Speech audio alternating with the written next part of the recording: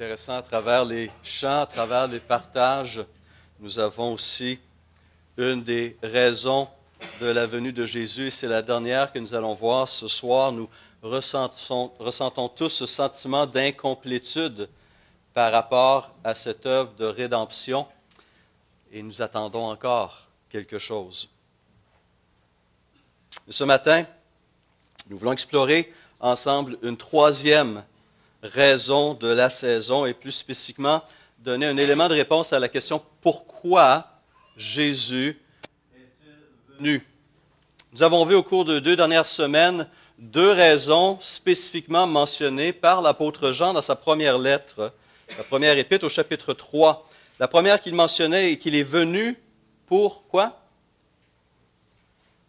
Ce qu'on a vu il y a 2 semaines, pour détruire les œuvres du diable, détruire les œuvres du destructeur. Le diable fait référence à cet aspect de Satan qui vient détruire tout ce qui vient de Dieu, tout ce qui ressort de Dieu. Et la deuxième raison qu'il mentionne dans ce même chapitre, il est venu pour ôter le péché.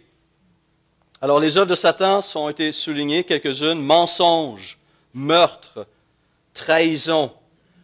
Jésus a détruit ces œuvres diaboliques en apportant la vérité, en apportant la vie et en apportant l'amour. Et malgré, et c'est le terme qu'on a utilisé la semaine dernière, malgré le dégoût que Dieu ressent devant le péché, le Fils a été fait péché pour nous, afin, précise l'apôtre Paul, que nous devenions en lui justice de Dieu. Renversant. Ce matin, nous explorons donc une troisième et avant-dernière raison que l'apôtre Jean fait allusion au tout début de son évangile. Au verset 14 du chapitre 1er, il dit que la parole a été faite chair et elle a habité parmi nous pleine de grâce et de vérité. Et nous avons contemplé sa gloire, une gloire comme la gloire du Fils unique, venu du Père. Puis il ajoute au verset 18, « Personne n'a jamais vu Dieu, Dieu le Fils unique, qui est dans le sein du Père, est celui qui l'a fait connaître. » Et donc, notre troisième raison est mentionnée ici. Jésus est venu pour révéler Dieu le Père aux hommes. Mais cette vérité a pris du temps à être saisie, comprise, même par les apôtres. Après 3 années de ministère public et d'enseignement privé, les apôtres demandaient encore à Jésus de leur révéler le Père, alors qu'il faisait ses adieux dans la chambre haute. En Jean 14, on assiste à cet échange entre Jésus et les apôtres. Et voici ce que Jean rappelle de cet événement au chapitre 14 de Jean. Il dit « Que votre cœur ne se trouble point. Croyez en Dieu et croyez en moi. Il y a plusieurs demeures dans la maison de mon Père, et si cela n'était pas, je vous l'aurais dit. Je vais vous préparer une place. Et lorsque je m'en serai allé, que je vous aurai préparé une place, je reviendrai. Et je vous prendrai avec moi, afin que là où je suis, vous y soyez aussi. Vous savez où je vais, et vous en savez le chemin. »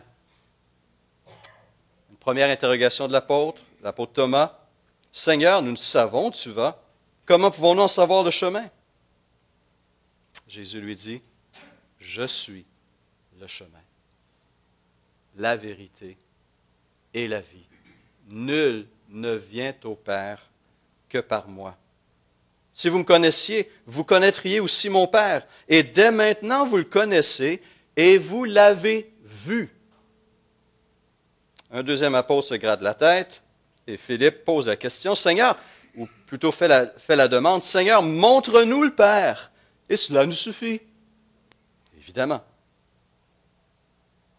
Jésus lui dit, « Il y a si longtemps que je suis avec vous, et tu ne m'as pas connu, Philippe. Celui qui m'a vu a vu le Père. Comment dis-tu, montre-nous le Père? Ne crois-tu pas que je suis dans le Père et que le Père est en moi? Les paroles que je vous dis, je ne les dis pas de moi-même. Et le Père qui demeure en moi, c'est lui qui fait les œuvres. Croyez-moi, je suis dans le Père et le Père est en moi. Sinon, croyez du moins à cause de ses œuvres. Et donc, Philippe fait cette demande. Seigneur, montre-nous le Père et cela nous suffit. Donc, la réponse de Jésus ne laisse aucun doute. Il, lui et le Père sont un. En voyant Jésus, on découvre le Père. Jésus avait déjà annoncé cette vérité quelques chapitres plus tôt, chapitre 12. Il dit, « Celui qui me voit, voit celui qui m'a envoyé. » Amen.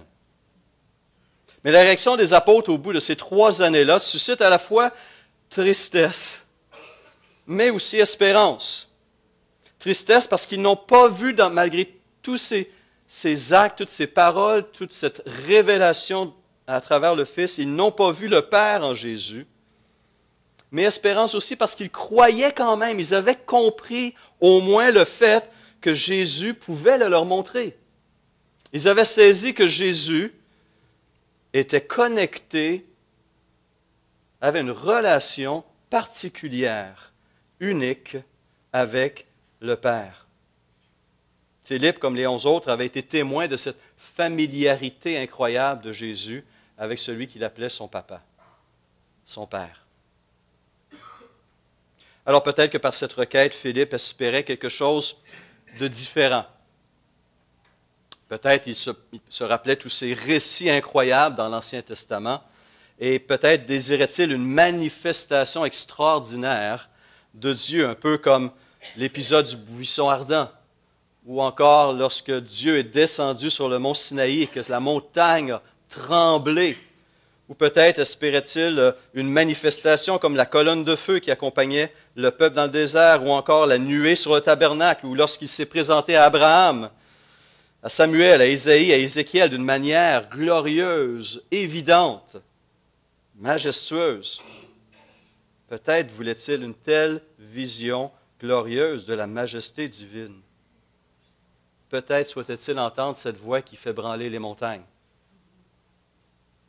Ça marque ces choses. Lorsqu'on lit l'Ancien Testament, on réalise que Dieu s'est révélé progressivement au peuple. Il a été par étapes, il a été selon la capacité du peuple de saisir qui il était réellement. Et cela a pris beaucoup de temps. Mais Dieu a pris le temps de se présenter en tant que Dieu unique. Dans un monde où il y avait des dieux pour tout et pour n'importe quoi, Dieu rappelle au peuple d'Israël qu'il n'y a qu'un seul vrai Dieu. Autant le Dieu des cieux que le Dieu de la terre, le Dieu de l'univers, le Dieu des armées célestes. Il a pris le temps de rappeler, de se révéler, de révéler sa puissance, sa sainteté. Il est différent, il est unique, il est le saint. On ne s'approche pas de Dieu de n'importe quelle manière. Il a pris le temps de manifester sa miséricorde et sa compassion en entendant le cri de son peuple et en délivrant ce peuple. Mais je crois que ces 2 dernières catégories, ces 2 dernières caractéristiques ont été particulièrement manifestées à travers le ministère de notre Seigneur Jésus-Christ. Cette miséricorde, cette compassion, cette bonté. Matthieu 9, 36 nous présente vraiment Jésus au cœur de son ministère, en action. Jésus parcourait toutes les villes et les villages, enseignant dans les synagogues, prêchant la bonne nouvelle du royaume et guérissant toute maladie et toute infirmité. Et à la vue de ces foules, quelle émotion était manifestée? Qu'est-ce que les apôtres ont vu et ont constaté comme ces foules nombreuses? Est-ce qu'il a vu la colère contre le péché?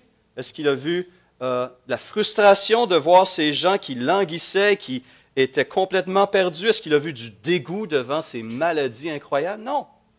Non. Voici ce que Matthieu a saisi et ce qu'il reprend, il dit, voyant la foule, Jésus fut ému de compassion pour elle, parce qu'elle était languissante et abattue, comme des brebis qui n'ont point de berger. Cœur de berger pour ces brebis. Quelque temps plus tard, Jésus, avec ce ministère extrêmement chargé, ressent le besoin de prendre un temps à part avec ses disciples. Et on lit en Matthieu 14, 13 que Jésus partit d'où il était dans une barque pour se retirer à l'écart dans un lieu désert. Un peu de R&R, repos et relaxation. Mais la foule, l'ayant su, sortit des villes et le suivit à pied. Imaginez, lui part en barque, en bateau, eux le suivent et font le tour du lac pour le rejoindre là où il va accoster. Quand il sortit de la barque, Jésus vit une grande foule et fut frustré parce que son temps de repos était bousillé. Non, ce n'est pas ça que ça dit. Il a rembarqué dans le bateau pour retourner d'où il était parti. Ce n'est pas ça que ça dit. Ce n'est pas la même version. Quand il sortit de la barque, il vit une grande foule et fut à nouveau ému de compassion pour elle. Et à nouveau, il guérit les malades. Et dans ce même épisode, après avoir guéri, après avoir enseigné, après avoir partagé la bonne nouvelle du royaume, il met ses propres apôtres à l'épreuve.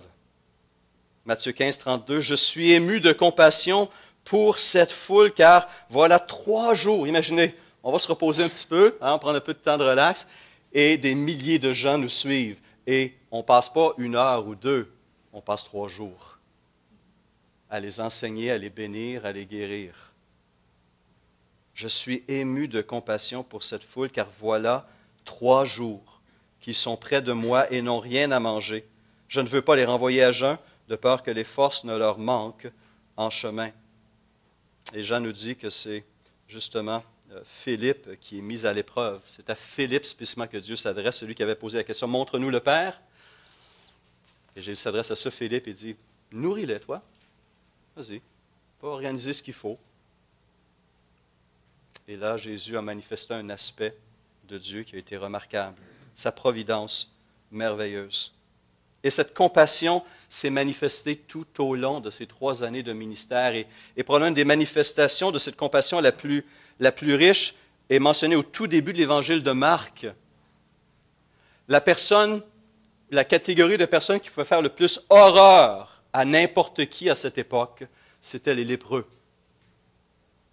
Des gens qui étaient physiquement impurs et qui suscitaient la crainte et le dégoût le plus total. Ils étaient exclus, ils étaient spirituellement, socialement morts. Ils ne pouvaient pas entrer en contact et se rapprocher à moins de crier très fort « Impur, impur !» pour avertir les gens autour qui fuyaient. Mais voilà ce portrait que Marc nous présente au tout début de son évangile. Un lépreux vint à lui et se jetant à genoux, il lui dit d'un ton suppliant, « Si tu le veux, tu peux me rendre pur. » Et le texte nous dit, Jésus, ému de compassion, étendit la main, le toucha, inimaginable, étendit la main, le toucha et dit, « Je le veux, sois pur. » Et cet homme a été purifié. Et sa vie a été restaurée. Il est à nouveau rentré dans le monde des vivants. La compassion de Christ, la compassion de Dieu, qui veut que nous soyons tous purs.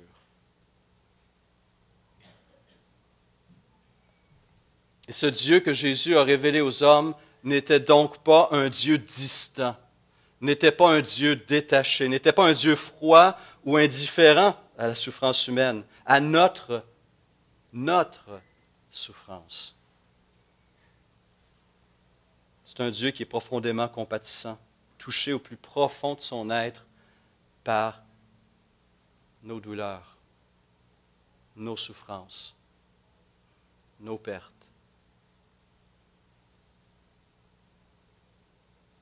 Et les hommes qu'il côtoyait le ressentaient. Sa réputation était faite.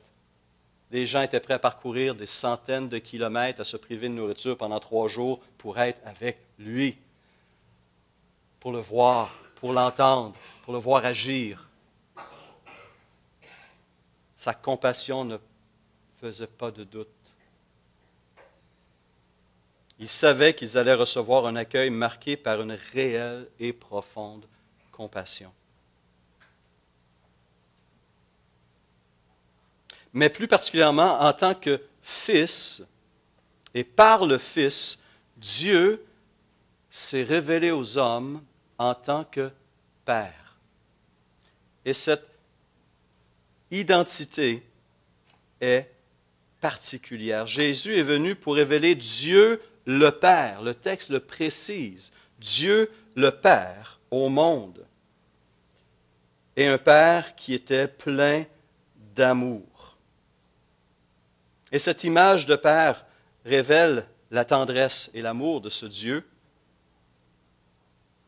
Il nous parle aussi d'un être qui est prêt à tout, qui est prêt à tout sacrifier pour retrouver ses enfants égarés, perdus, pour secourir ceux qui sont menacés. Les enseignements de Jésus nous présentent des trésors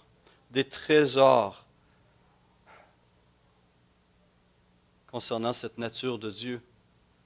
Pensons à ces nombreuses paraboles, le Fils prodigue, la réaction du Père qui voit de loin son Fils arriver, revenir, qui n'attend pas son arrivée, qui n'attend pas ses excuses. Il court et l'étreint. La parabole de la brebis perdue. Lequel d'entre vous, s'il a 100 brebis, qu'il en perde une, ne laisse les 99 autres dans le désert pour aller à la recherche de celle qui est perdue jusqu'à ce qu'il la trouve. Amen. Amen. Et lorsqu'il l'a trouvée, qu'est-ce qu'il fait? Il la met avec joie sur ses épaules. Et de retour à la maison, il appelle ses amis et ses voisins et leur dit « Réjouissez-vous avec moi car j'ai trouvé ma brebis qui était perdue. » De même, ajoute Jésus, de même, je vous le dis, il y aura plus de joie dans le ciel pour un seul pécheur qui se repent que pour 99 justes qui n'ont pas besoin de repentance. Le Père ne retient aucun effort pour venir au secours de ses brebis égarées. J'ai 3 souvenirs dans ma tête, 3 souvenirs où, en tant que père, j'ai dû intervenir d'une manière très rapide auprès de chacun de mes 3 enfants. 3 moments qui sont et vont rester gravés dans mon esprit parce que je croyais leur vie menacée. En fait, dans 2 des 3 cas, leur vie était réellement menacée. Les 2 premières situations se sont passées alors que Sarah et Marc, nos 2 premiers enfants, étaient tout jeunes, des bébés. Sophie était encore dans le ventre de maman, bien au chaud. Et on était au chalet de mon père. Et on avait donné la permission à Sarah d'aller jouer sur le bord du lac. Et bien sûr, on la surveillait. Elle avait la permission d'aller un peu faire quelques pas dans l'eau. Et donc, elle s'amusait à se promener le long du rivage. Et Marc était aussi à côté. Mais à un moment donné, elle a fait un mouvement de recul. Et elle était reculée un petit peu trop loin dans l'eau. Et ce mouvement de recul l'a déstabilisée. Elle a perdu pied. Et elle s'est laissée, l'eau l'a entraînée loin du rivage. Et on la voyait, on a vu l'événement et on a vu la terreur dans ses yeux. Elle me regardait, moi, remplie de terreur, alors qu'elle voyait l'eau et qu'elle se sentait couler. Qu'est-ce que j'ai fait? Je vais prendre un bon café. Je dis, qu'est-ce qu'on devrait faire dans une situation comme ça? 911, c'est ça. Ouais. En quelques instants, en quelques pas, je l'avais dans mes bras et je l'ai sorti de l'eau. Mais ce regard de terreur, alors qu'elle réalisait qu'elle avait perdu le contrôle et qu'elle n'avait pas la capacité de se sortir de cette situation, va rester gravé parce que Nina est à côté de moi, on a vu la même chose ensemble. Mais il n'y a rien qui aurait pu m'empêcher. Et le deuxième moment a eu lieu la même journée. Marc en a profité pour s'éloigner un peu à ce moment-là. Et lorsque les émotions ont rebaissé, on s'est venu à appeler Marc. Pas de réponse. Marc! Où es-tu? Pas de réponse. Et là, encore plus fort, Marc, viens, s'il te plaît. Pas de réponse. Là, Nina et moi, on part dans toutes les directions. On s'en va vers le lac. On appelle, toujours pas de réponse. Je me rends tout de suite au quai. Devinez ce que je vois? La casquette de mon fils qui flotte sur l'eau. J'ai plongé dans l'eau. J'étais prêt à aller sous le quai. Nina appelait encore Marc, et tout à coup, monsieur se pointe le nez, où il s'était caché derrière le cabanon du chalet, parce qu'avec notre ton de voix, il pensait qu'on était fâchés contre lui.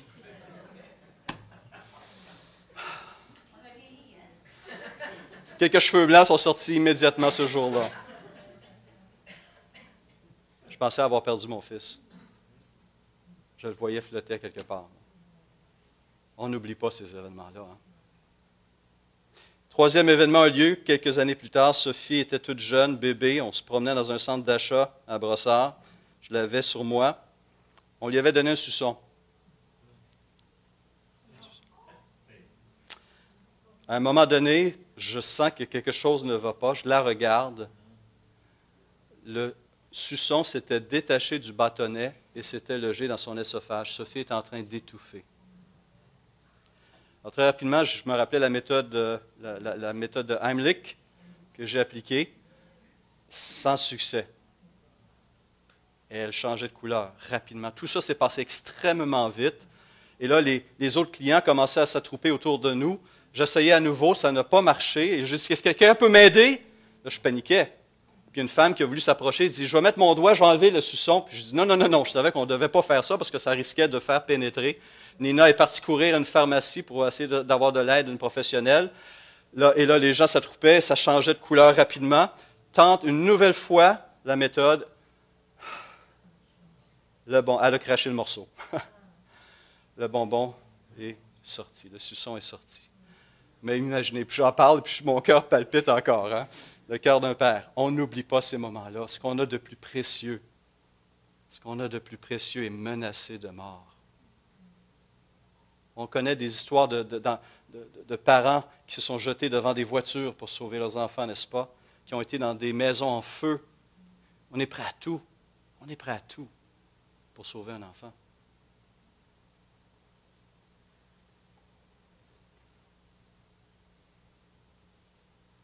Dieu est un Père aimant.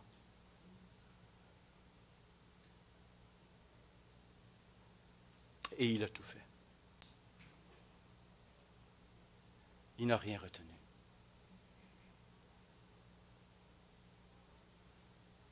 En tant que Père, il s'est révélé en tant qu'être rempli d'un amour pour cette créature qui, on ne saisira jamais la profondeur de cet amour. Jamais. Et cet amour existait naturellement, parfaitement, entre Dieu le Père, Dieu le Fils et Dieu le Saint-Esprit. Cet amour, Dieu le Père a fait les démarches pour que tout le monde le sache, qu'il aimait son Fils. Lorsque Jésus a commencé son ministère public en allant se faire baptiser par Jean-Baptiste, Matthieu 3,16 nous dit que dès que Jésus eut été baptisé, il sortit de l'eau et voici les cieux s'ouvrirent. Imaginez cette vision des gens qui étaient là sur le bord du Jourdain. Les cieux s'ouvrirent.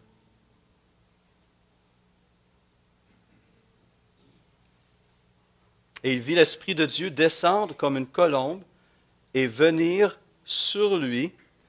Et voici une voix fit entendre des cieux ces paroles. Celui-ci est mon Fils bien-aimé, en qui j'ai mis toute mon affection. Dieu, le Père, n'a parlé qu'à 3 reprises durant les 3 années de ministère de Jésus. Et la première, c'est au baptême, lorsque Jésus se présente à Israël pour commencer son ministère. Le deuxième se passe 1 an et demi, 2 ans plus tard. Jésus a un autre temps de communion, et plus que ça, de transfiguration avec Pierre, Jacques et Jean. Et alors que Jésus est transformé et manifeste une lumière, une blancheur qui ne se constate pas dans ce monde, il a la visite de Moïse et d'Élie, et puis il se passe quelque chose de remarquable. Matthieu 17,5 déclare « Une nuée lumineuse les couvrit, et voici une voix fit entendre de la nuée. » Dieu est présent dans cette nuée. Dieu fit entendre de la nuée ces paroles. « Celui-ci est mon Fils bien-aimé, en qui j'ai mis toute mon affection. Écoutez-le. »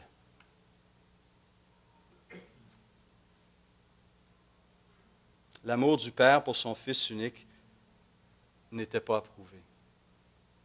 Jean-Baptiste, ses disciples, les disciples de Jésus, Pierre, Jacques et Jean, ont entendu ces paroles et le Père n'a pas hésité à dire « Je l'aime, il est mon Fils unique, mon précieux, mon tout. » Et Jésus était conscient de cet amour. Il le dit à travers les évangiles à plusieurs reprises. Jean 5, 20. Le Père aime le Fils.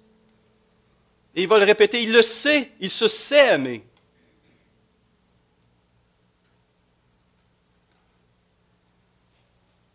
Mais voici la chose remarquable. C'est que ce Père aime non seulement ce Fils, mais il a aimé le monde. Il m'a aimé. Et ce Père, à cause de cet amour, a lancé le plus grand plan de sauvetage de l'humanité. Et il a démontré son amour incroyable pour nous à travers ce plan de sauvetage dont le point central est d'offrir en sacrifice ce Fils unique, bien-aimé, en qui toute l'affection du Père réside.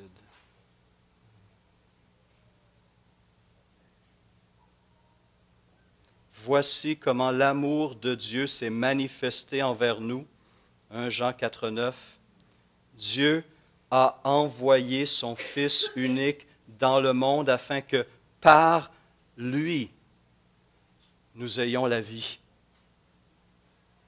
Car lorsque nous étions sans force, écrit Paul à Romains 5, un texte que Wilfrid a fait allusion, quand nous étions encore sans force, Christ, au temps marqué, et là on constate qu'entre le Père, le Fils et le Saint-Esprit, il y avait eu une planification. Le temps était arrivé, le temps avait été choisi, identifié. Au temps marqué,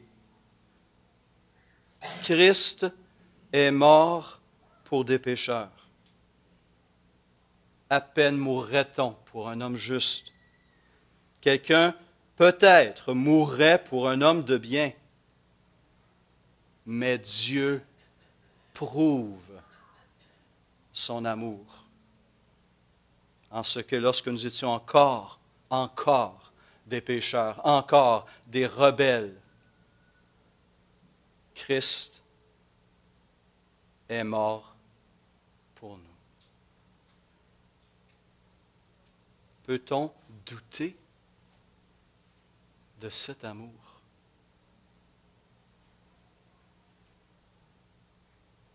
Et le Père et le Fils se sont mis d'accord sur ce point capital avant même la fondation du monde. Jésus s'est volontairement, librement offert pour nous. En Jean 10, il se présente comme ce bon berger décrit par le psaume 23, n'est-ce pas? Qui prend soin des siens. Et Jésus dit en Jean 10, « Je suis le bon berger. Je connais mes brebis et elles me connaissent, comme le Père me connaît, comme je connais le Père. Et je donne ma vie pour mes brebis. Le Père m'aime parce que je donne ma vie afin de la reprendre. Personne ne me l'ôte, mais je la donne de moi-même. J'ai le pouvoir de la donner, j'ai le pouvoir de la reprendre. Tel est l'ordre que j'ai reçu de mon Père. Pourquoi Jésus est-il venu? Non seulement pour détruire les œuvres du diable, non seulement pour ôter le péché, mais aussi pour révéler Dieu le Père. Un Père qui est rempli d'une compassion renversante et d'un amour infini pour vous et moi. Et éventuellement, les disciples de Jésus ont compris que ce Jésus était le reflet du Père. Paul dira dans son épître aux Colossiens, « Le Fils est l'image du Dieu invisible. » L'auteur de l'Épître aux Hébreux commence son épître en disant « Après avoir autrefois, à plusieurs reprises et de plusieurs manières, parlé à nos pères par les prophètes, Dieu, dans ces derniers temps, nous a parlé par le Fils. » Et il précise que ce Fils est le reflet de sa gloire et l'empreinte de sa personne. Et ces vérités nous amènent et amènent Jean à s'exclamer « Voyez quel amour Dieu le Père nous a témoigné. »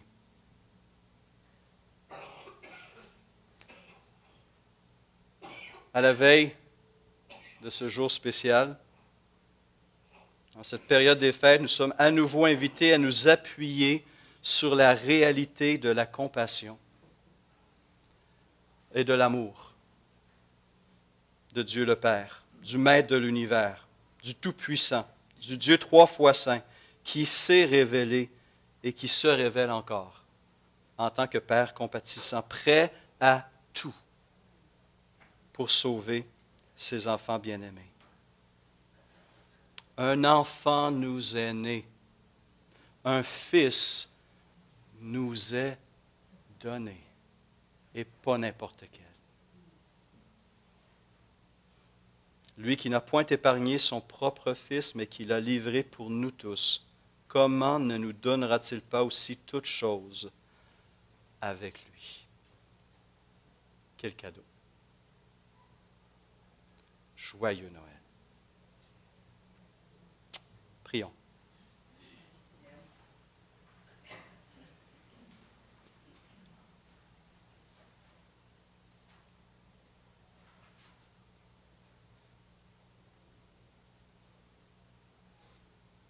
Seigneur, nos cœurs sont touchés devant la grandeur de ton amour. Un amour qui est bouleversant. Un amour qui est renversant. Un amour qui n'est pas de ce monde. Un amour qui est infini, sans limite. Un amour qui s'est manifesté clairement par un don inimaginable, par un sacrifice qui encore aujourd'hui nous interpelle, nous interloque. Nous sommes ici, Seigneur, à l'aube de cette journée qui marque la naissance de cet enfant que tu nous as donné. À nous qui sommes ici ce matin, et à des millions d'autres à travers le monde aujourd'hui, mais à d'autres millions qui nous ont précédés et ceux qui vont nous suivre, Seigneur, ce cadeau est parfait, beau, glorieux, vivifiant. Merci, merci, merci.